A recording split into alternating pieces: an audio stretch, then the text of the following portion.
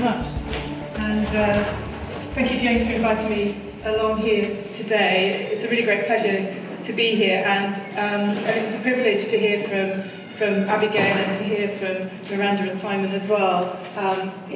Every time I hear people talking about their own experiences, it just reminds me why it's so important that BEAT and IEAT and other organisations do the work that we're doing, because this is an illness that thrives on secrecy, and it can only flourish when it's hidden.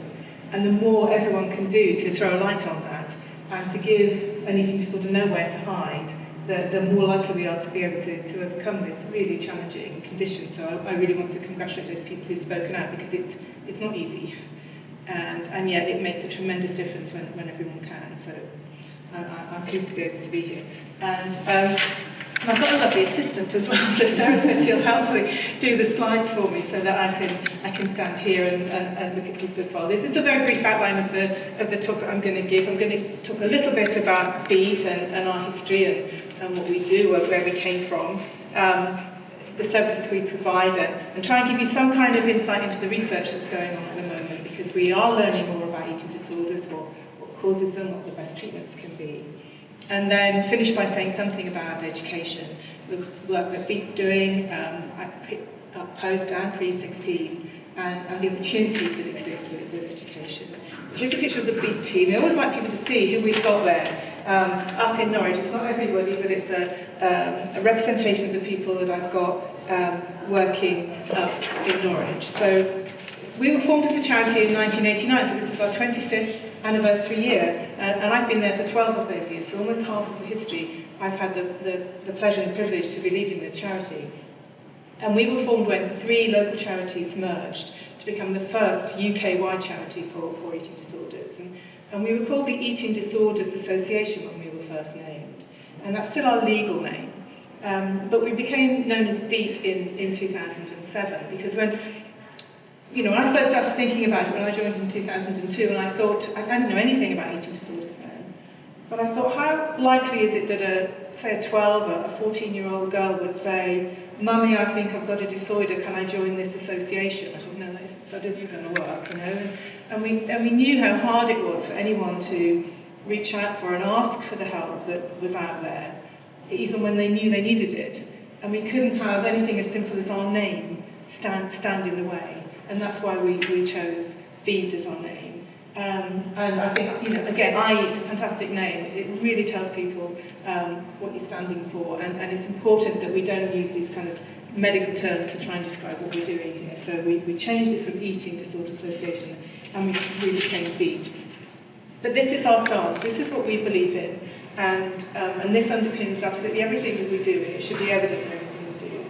So we know that eating disorders are serious mental illnesses, but there are lots of people who don't know that it is a mental illness. It's internationally classified as a mental illness.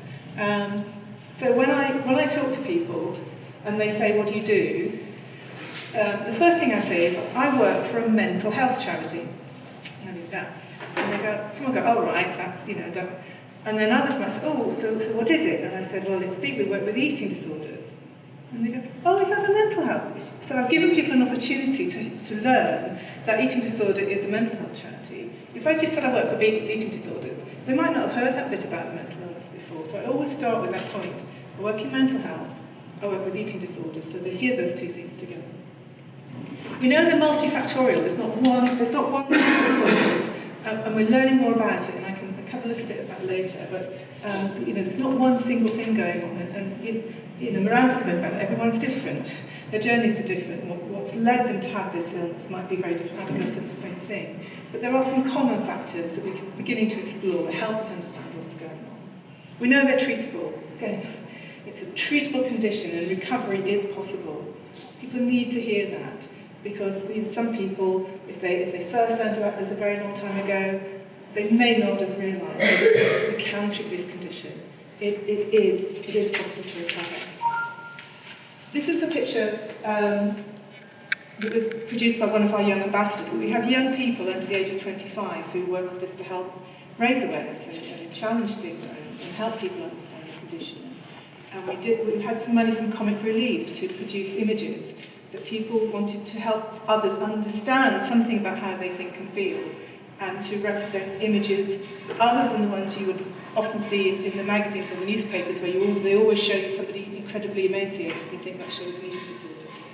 And so I think this picture of this young woman really does sum up for so many people what it feels like to have the eating disorder.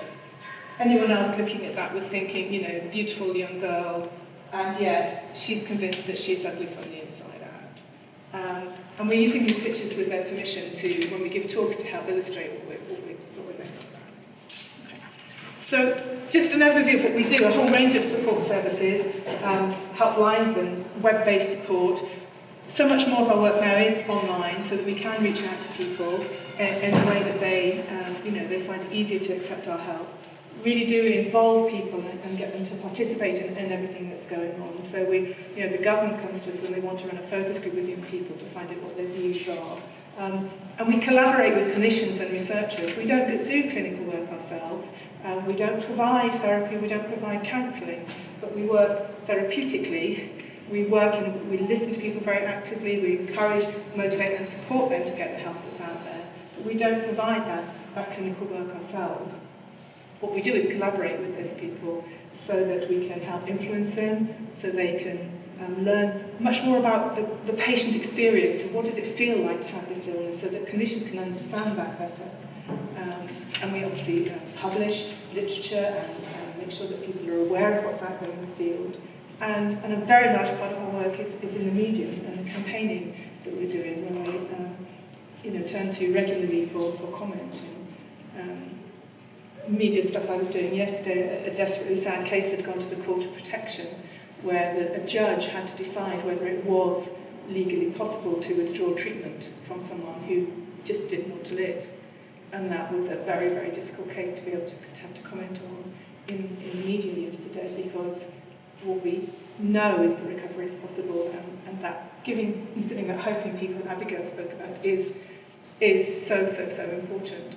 And yet for some people, their experience of this illness is so extreme that they end up feeling that they just can't believe that their life has any future at all. So, and we do know how the serious consequences of this illness is that it's a mental illness, but it has physical consequences, and for some people those can be fatal.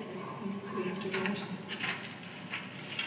So, just an example of the kind of web-based support we're giving. It's through our website. We've got 50,000 unique visitors every month and 2 million hits, and most, a lot of people are there for more than 10 minutes at a time. So anybody who's working on kind of in the online world, that's a lifetime in terms of people being online. A very long time for people to be engaged in what we're offering through our website.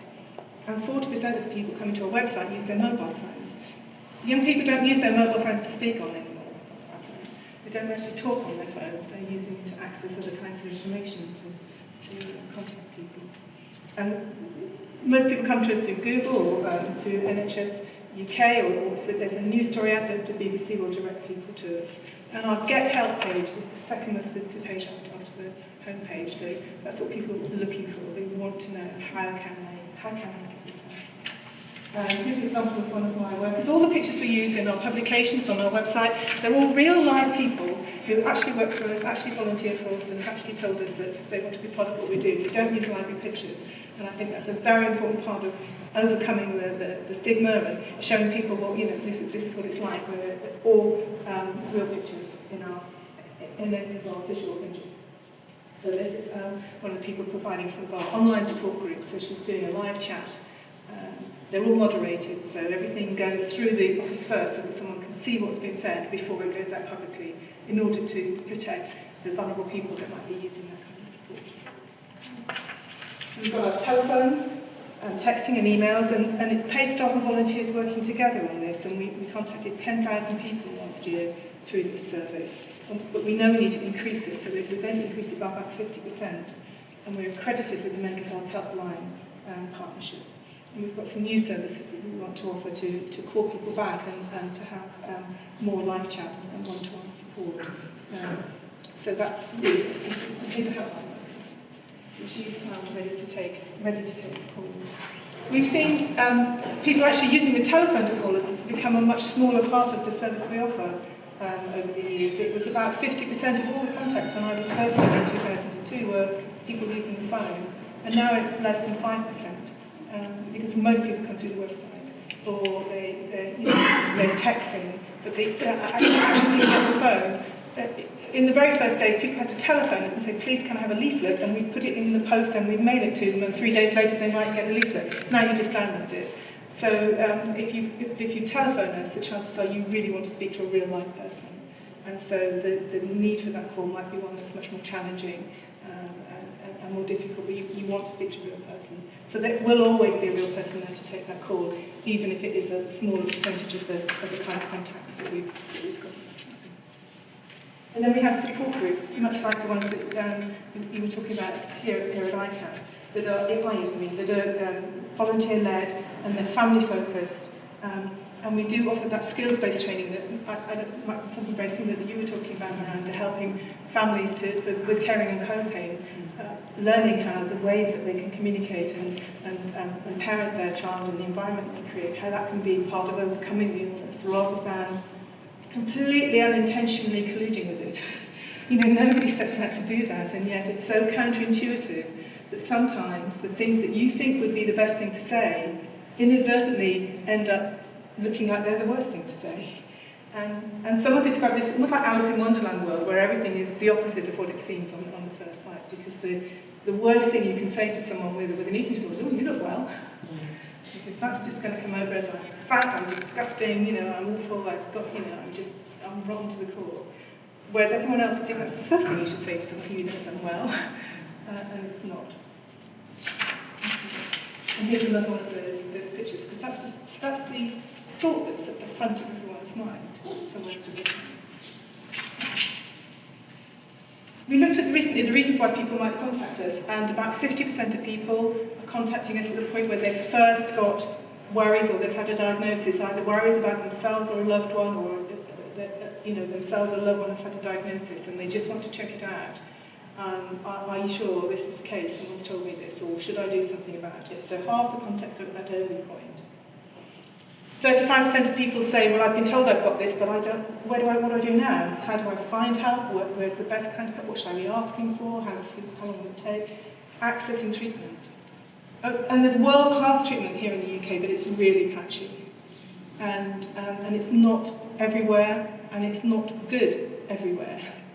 You're extremely fortunate here with the services you have here in this part of the country. You really are. You've got some of the UK's acknowledged experts providing that treatment. But other parts of the country don't benefit from that, or might have to travel a very long way to access that help. But then 25% of people are at a point of crisis, either themselves or their families, literally not knowing where to turn or what to happen. And that percentage has grown recently. We have noted more people coming to us now in that point of crisis. And we don't know if that's because the access to treatment is getting more difficult, people are having to wait longer to get help, they're not being seen soon enough, but for some reason we're seeing more people coming to us at the point where they are really quite desperate.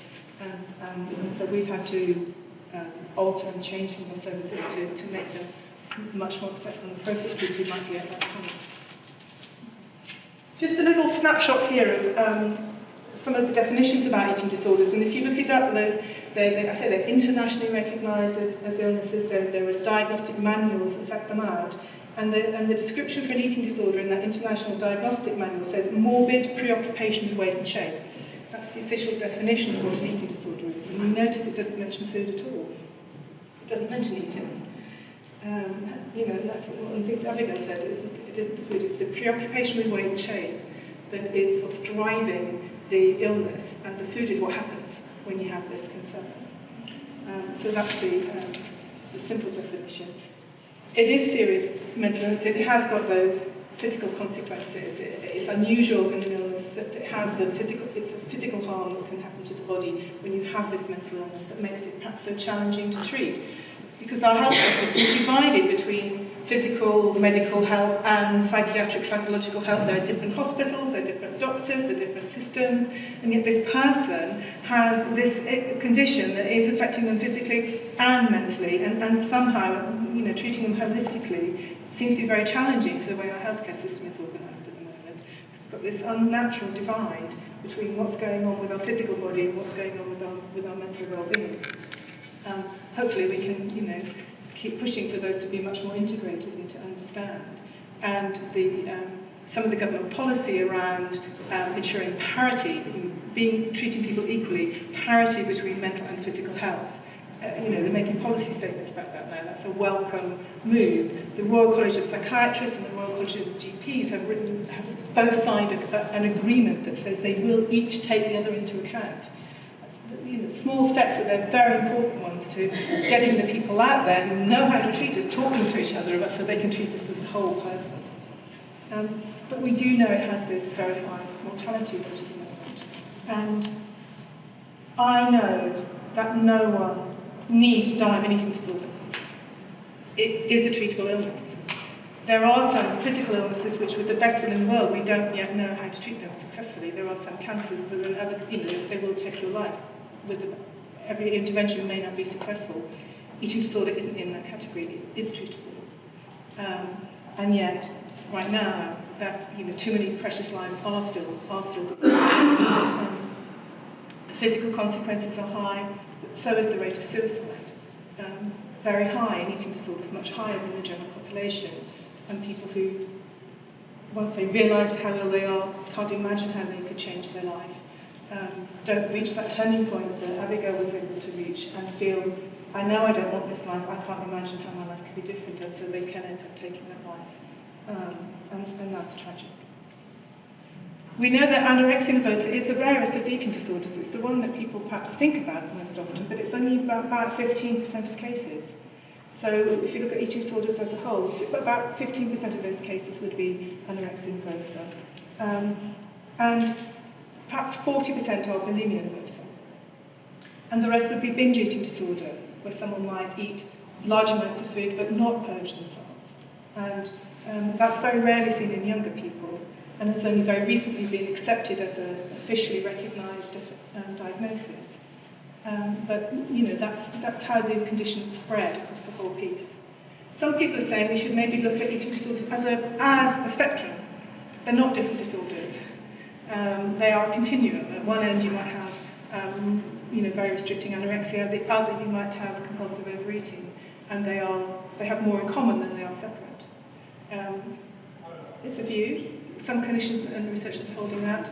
Others are saying, no, they are very different, and particularly the anorexia is so different that you can't treat it the same as the others. So in terms of the research world, there are some people taking what they call a trans-diagnostic approach, looking at it right across the piece. Others are saying, no, we do need to keep them separate.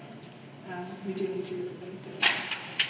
But are they getting worse? I mean, I say I do work in the media, and this is often the first question I'm asked, is it getting worse? Well, we don't know.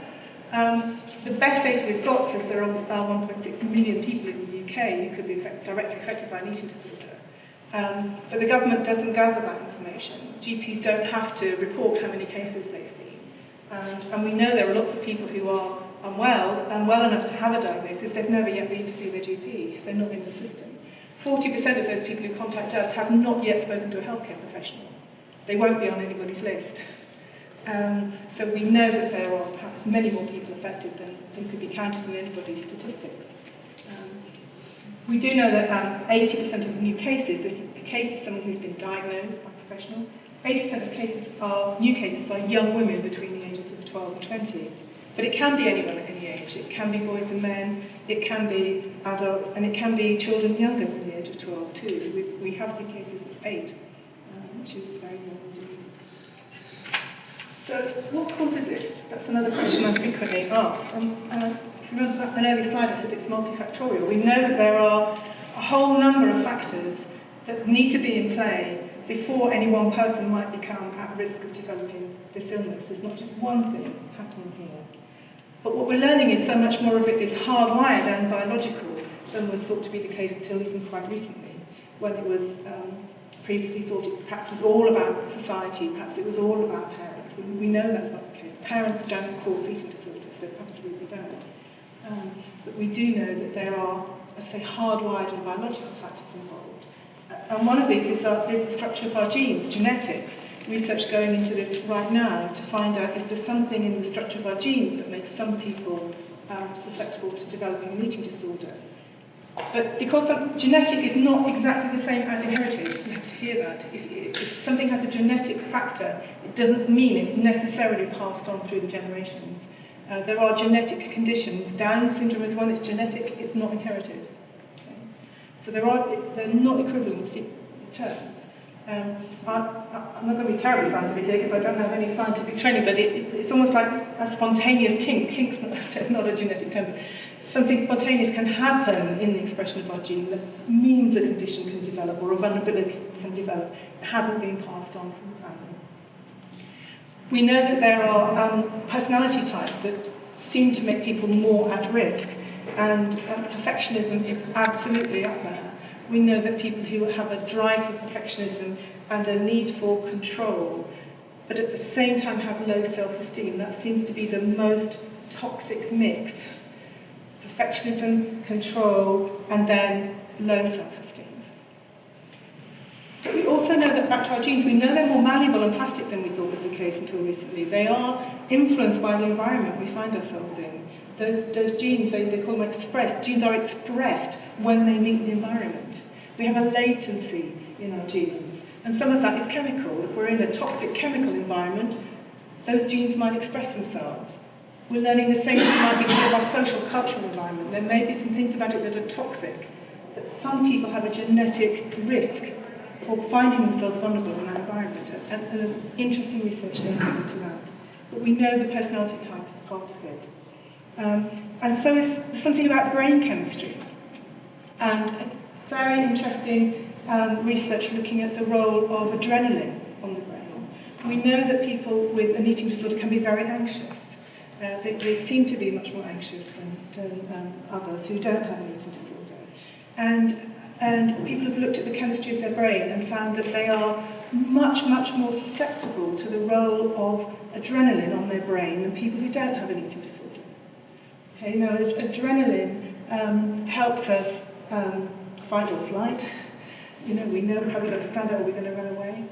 And if you've got very, very high levels of the hormone adrenaline in your brain, then you may be experiencing higher levels of anxiety than someone who doesn't have high levels of adrenaline. And we don't know what's caused that. We don't know enough about people who've got high adrenaline levels who don't develop anorexia to know which came first. But we know it's a feature. We know it's a feature to look at. What we do know is that adrenaline, like lots of hormones, can only pass from the blood to the brain. Hormones go through the blood-brain barrier, soluble in fat. That's how hormones reach our brain and impact on our brain. If you reduce the fat in your body, you can turn off the adrenaline switch. Okay? The adrenaline does not reach the brain if you've got very little fat in your body. People are probably self-medicating. They don't know. They're 12 years old. The only way they can turn off this adrenaline anxiety switch in their brain is to lower the fat in their bodies. It's a partial explanation. It's not the whole picture. Because when people talk about their experience of what it's like to have the eating disorder, they don't experience it as an illness. That's what's another bit of that Alice in Wonderland world. It's the answer. It's not the problem. They feel safe. They feel calm. They feel in control. And those are all things you feel when you're not feeling anxiety. You've turned the anxiety switch off because the adrenaline hasn't reached your brain. And the first thing everybody wants you to do is feed and eat and gain weight, and when you do and the fat hits your brain, the switch goes back on and you're anxious again. And why would you do that? You're 12. Okay, so there's a lot of biology going on here, and we're learning so much more about it. And it may be, we're a long way from this, it may be that if we learn more about this chemistry of the brain, we may be able to develop certain drug therapies that help balance that chemistry in the brain in the future, in the way that antidepressants can be very successful for some people who have a tendency to that, and drugs can help them. There are no drugs right now that help with eating disorders. For some people, if they also have very low mood, antidepressant can help them benefit from psychological therapy. But the antidepressant itself doesn't treat the eating disorder. There isn't any treatment out there right now that's based on drugs. There may be if we learn more about how our brains are working. We do know that life events are part of the picture. Abigail spoke very courageously about her own situation and how that could have been part of her picture as well. We know that early bereavement is a factor. We know that abuse is certainly a factor, both physical and sexual abuse. It isn't the case for everyone. And it was thought until quite recently that absolutely everybody must have been abused, otherwise they wouldn't develop an eating disorder. That isn't true, it is for some. But thinking that it must be everybody has led some families to feel particularly reluctant to tell anybody because they would imagine everybody must therefore think I must have abused my child, otherwise they wouldn't have developed an eating disorder. That isn't the case. There are people, including healthcare professionals, who still think that is the case. So they may be having that in their mind. It's not true.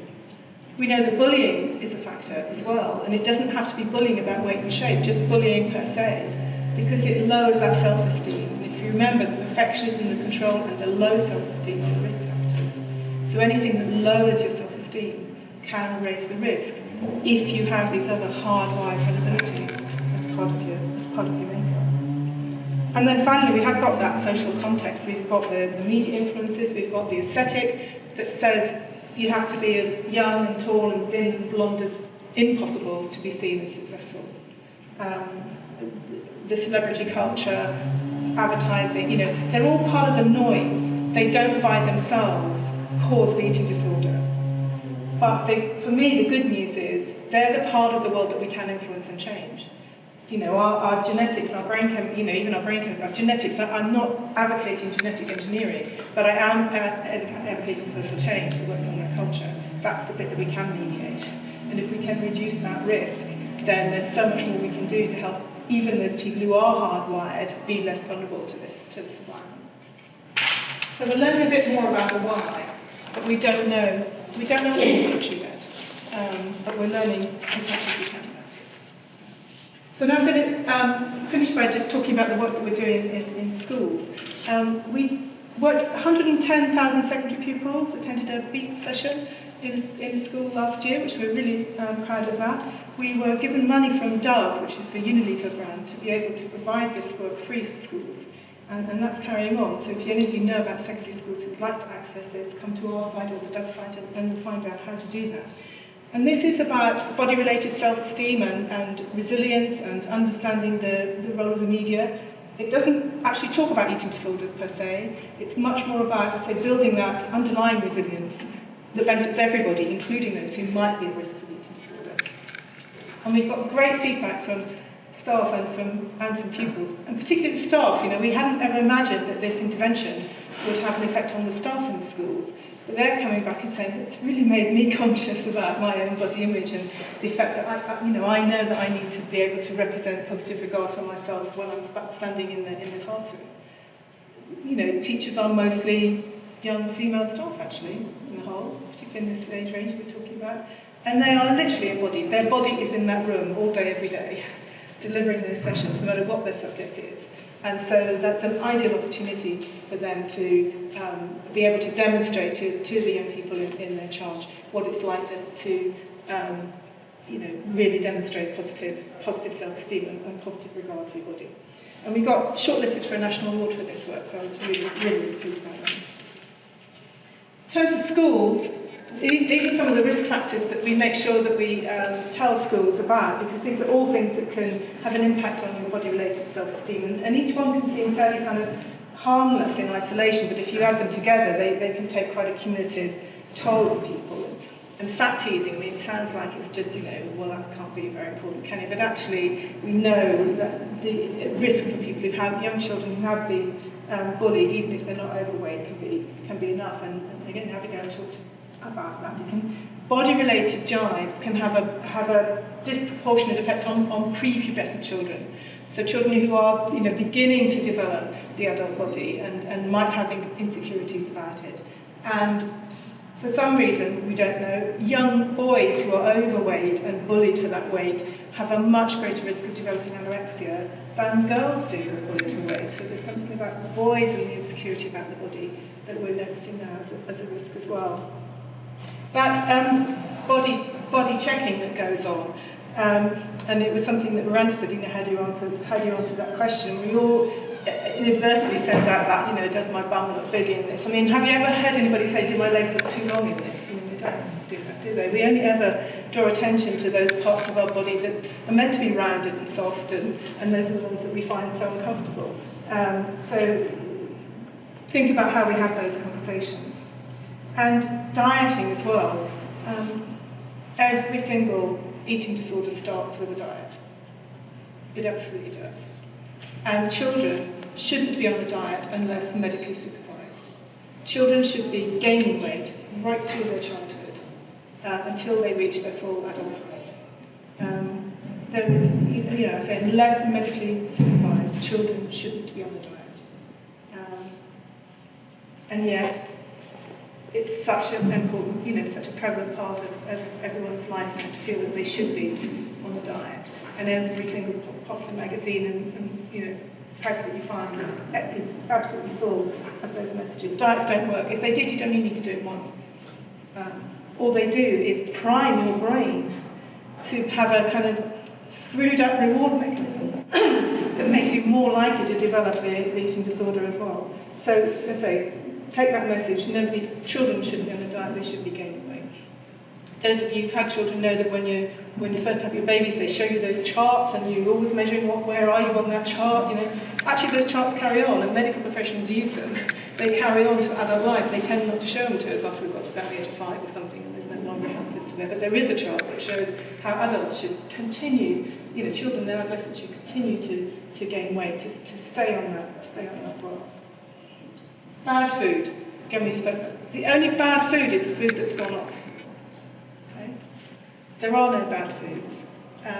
It's about learning how to enjoy foods in their moderation and for what they are and the pleasure that you have from them and being mindful about it. So there are no bad foods. You can't just live off lettuce any more than you can just live off chocolate. But avoiding them and thinking that they're bad is going to be a harmful part of our attitude that can get so self-destructive for some people. And at its most extreme, we see body loathing. And in a school, you might notice this, the person who won't appear in the photograph, who's always at the back of the room, who won't bring themselves forward. In the sports lessons, they're hiding their body. You might notice that, but you also notice that in the staff too. But fortunately, there are lots of positive factors too. And we know that praise and encouragement can be a real motivation for people. But choose the time and choose the subject. I really like what Miranda said about, sitting around the dinner table is not the time to have this conversation, because that's when the anxiety level is going to be extraordinarily high. But another time, another place to give that praise and encouragement can be really, really reinforcing. Helping young people understand what their growing bodies should be like and that it's natural for them. We know that the issue of childhood obesity that's everybody's rightly concerned about young people's health and well-being, and yet some of the messages that go out about that are inadvertently unhelpful for the people that we're concerned about. Eat less and exercise more is not a message that you have to give someone with anorexia. But we also know that children are attaining a heavier weight earlier, and they're therefore entering puberty earlier. Puberty is driven by weight. 42 kilos and you're in. That's how it works. About 7 stone. Okay? And if now children are getting heavier earlier, they're entering puberty earlier. We're seeing it in primary schools. And the hormonal and psychological changes associated with puberty start 2 years ahead of the physical signs. So those 8- and 9-year-olds are starting down this process. Their bodies are changing much younger, and they don't have the psychological preparedness for it. And so that is a direct effect of children becoming heavier earlier, is that they're entering puberty earlier, and the average age of puberty has dropped by 5 years in the last 50. That's phenomenal in evolutionary terms. Absolutely phenomenal. Okay? It used to be 16, 17, and we're now looking 11, 12. And some obviously outliers earlier than that. And that's driven by weight. So helping people understand that growing body and what it means for them is an important part of it. Having that positive regard for yourself and your colleagues, and the communication that we heard about, how important it is to get that communication right. And I think the last part is, chips and chocolate have absolutely no place in all of our lives, and it's important that we understand that. But we know that people can change failure. I mean, it's a no-win job sometimes for families, and in the schools as well. It can feel like it is absolutely their fault, and it isn't. It's much more complex. Briefly want to talk about some work we did with the Girl Guides. Am I okay for another 2 minutes? We did this with Girl Guides and actually brownies, and it was 7, 8 and 9-year-olds, and they were shown drawings of girls in the same age as them but a range of sizes, not extreme, but they included slender girls and larger girls. And they were asked to talk about these girls, what kind of girls are they, and where would they live? Would they live on Planet Happy or Planet Sad? And the things they said were recorded and analysed by researchers who are skilled in drawing that kind of analysis. And what these little brownies said, absolutely starkly, was that the picture of the girl who was the most slender, they said, she's definitely on Planet Happy, she's successful, I want to be her friend, she's good at games, the teachers would like her, I'd be proud to be seen with her. The girl that was large, she's on Planet Sad, she's lonely. They said she's bullied, some said I wouldn't want to play with her, she wouldn't be good at things, the teachers wouldn't like her, some even said she was lazy. They were 7, and they knew that the size and shape of your body told the whole world what kind of person you are. They had internalised that message so strongly. I'd say that it was completely black and white. But because they were parents, they also said, but we know it's what's on the inside that counts. Back to that present. So I'm on a mission to say we should all channel our inner brownie, because it is what's on the inside that counts, and we need to hold that thought. And if I may, I'm going to take that thing about having the present, and yes, the wrapping looks nice, but we all want to know what's inside, because that's my take-home message for today. That's a wonderful thing to say. Really briefly, I'm not going to say very much about this, but I'm more than happy for anyone to contact me if this is what you want to do. When we're looking at education, we're advocating a whole school approach, so it's not about drawing out those people in your class who you might think might have a problem. You need to work right across the curriculum, right across the school, because that's the best way to build resilience in the whole of the pupil population. And there are lots of areas of the curriculum where this can make a difference, not just the personal social health education, where you typically talk about sort of issues, but media, culture, sports, all kinds of areas where this can come up and can be addressed in a natural way. And it's making sure that the support and information is available there for everyone, for parents and for staff, as well as pupils. And then, lastly, about what happens post-16, we talked about, other people mentioned this, that transition, moving from home, going to college, joining a new group, being, no longer having the access to those support networks that might have been there previously. The competitiveness and the perfectionism may rear their heads again, because you're now in an environment where that kind of achievement has much more of a spotlight on it, and it means more to you to be able to be successful in that area. And we know that the pastoral care and other support networks aren't always as well developed as they are here in your university, where you have very good student services available, but that isn't always the case. And if someone is already in treatment, being able to maintain support with the people providing the treatment team who may be in another part of the country.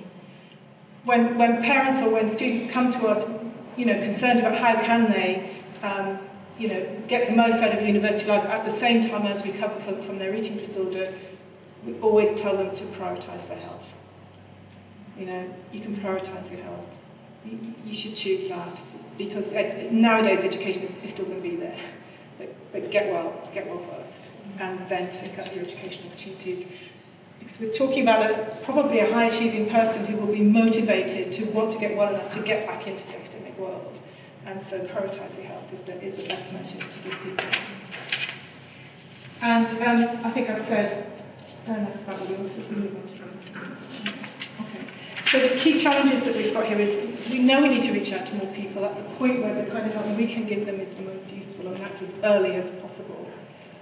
We need to keep our own focus as an organisation because there is so much to be done. We're still a small charity for all, we're the only national charity, and we did reach over 500,000 people last year, which is phenomenal, but that's still not everybody. We've got to keep responsive to those needs of people, close to learning from people, telling us what they want to hear, and really make their views count and get them heard. And that's what we're driven to do in everything we do at Deed. And those are all our details, and I'm happy to share those with anybody. And that's my personal email at the bottom, and I'm always very happy to take a personal contact for anybody that I've spoken to who wants to be able to get in touch with us. Little plug for Socket. So if you come and put anybody, and now people here have done it, Socket to Eating Disorders. It's a fundraising campaign. It's a simple message that people can sock it to eating disorders, but it came from a very sad and profound place. And I was speaking at an international conference in Salzburg in Austria, and one of the speakers about to get on the stage was a woman called Kitty Weston from Minnesota, and her daughter Anna had taken her own life 10 years previously from her eating disorder. And Kitty was about to speak about this to a conference of almost 1,000 healthcare professionals from all around the world. And she's good at it, but she was getting ready to have this talk.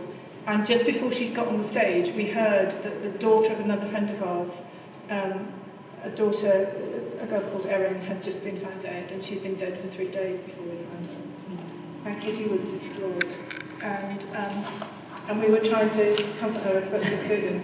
And another friend, a woman from Australia, a woman called June Alexander, who'd been ill with anorexia for 40 years, and then suddenly went, do you know what, I'm choosing life, and went for it hell for leather. She's a force of nature.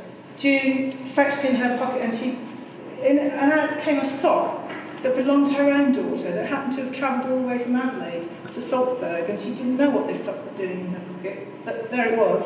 And she handed it to Kitty, who wiped her eyes, blew her nose on the socks, put it in her pocket, got on the stage, and took that conference to bits with the way she spoke. And that night, when we were all in the beer cellar, I think, kind of having a bit of a wake for Erin, we said, this sock is a sign. And we're not all people of faith, but those of us who are said it's a sign. And we're going to take this sign, and we're going to make it count. And so that's where that's what's behind Socket. It's Erin's sock. And we're determined to try and do something with that message. And you don't even have to know about Erin, and you don't even have to know that a girl died to make that possible, to be part of helping us beat eating disorders.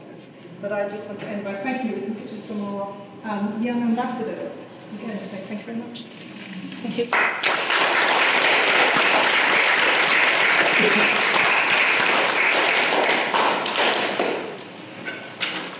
Anyone got any questions that you wanted to ask? I am conscious of time though, but anyone have any questions for any of our speakers that have been here? Okay. Clearly there are email addresses, so if anyone wants to approach anyone afterwards, they can. Clearly, speakers are still here as well, so clearly that can be done after we close. But I'd like to say a big thank you to Abby, Miranda, and Simon in his absence, and Susan. Thank you again.